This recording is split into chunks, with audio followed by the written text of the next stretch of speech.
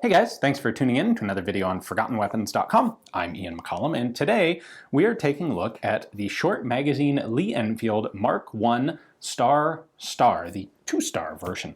And this is a particularly unique version because it was only used by the Navy, and it was basically a way for the Navy to have sort of an intermediate style of rifle.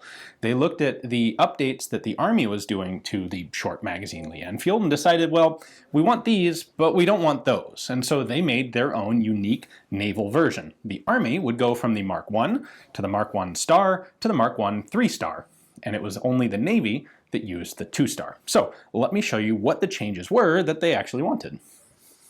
So the receiver socket markings that you'll find here are, of course, you have the manufacturer, the date. This is a short Lee Enfield Mark I 2-star. Now the reason that this conversion needed to exist at all is primarily about sights. So the Army had adopted the Mark III rifle, the short magazine Lee Enfield Mark III. And with that adoption, they had made a couple of changes to the sights.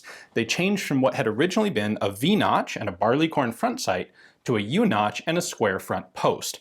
They also changed from Mark VI ammunition, which was the last of the relatively low velocity, heavy, round-nosed bullet cartridges, to the new Mark VII ammunition, which was a much higher velocity, lighter weight Spitzer bullet. And the Navy wanted one of these changes, but they didn't want the other. What the Navy did want was this U-notch rear sight and nice square front post sight.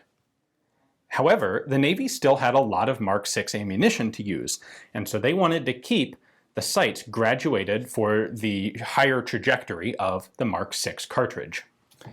For comparison's sake, here is a Mark VI rear sight, and you can see how this has a rather high arc to it.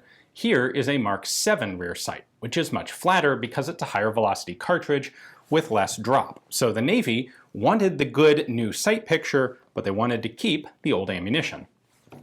And thus we get the Mark I 2-star rifle configuration. So the other elements that you will find here are the charger guide attached to the bolt. So you have a stripper clip or charger clip guide only when the bolt is fully opened, like this. When you close the bolt, it separates.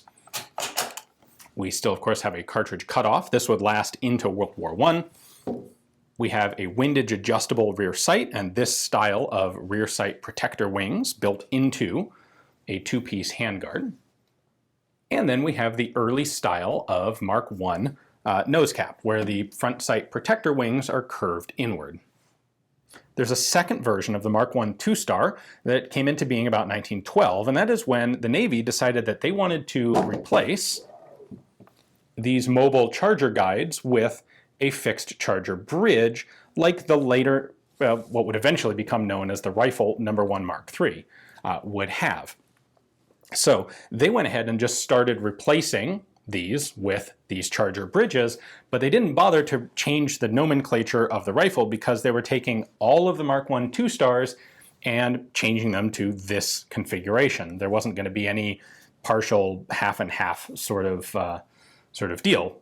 You'll note, of course, we have examples of each here because a few of the rifles did escape this later additional conversion. So in addition, at this point, the front sight protector wings were straightened out, again, to fit what was becoming the standard pattern with the Army as well.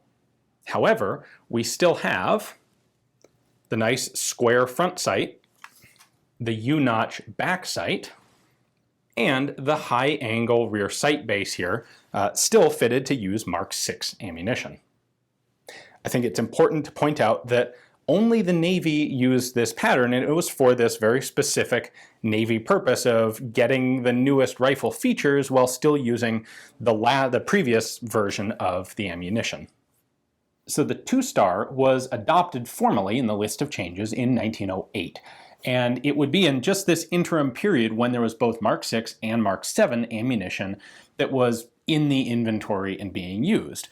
Once World War I began, it actually took a remarkably long time for all of the Mark VI ammunition to get used up. There was a priority for Mark VII ammunition and rifles on the front, and so the Mark VI didn't quite get used as fast. Eventually, of course, the Navy would run out of Mark 6 ammunition. Everyone did. They stopped making it.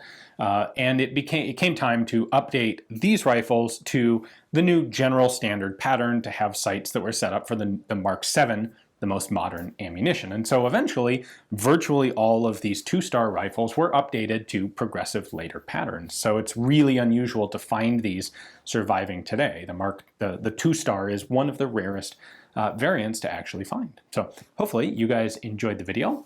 Thank you for watching.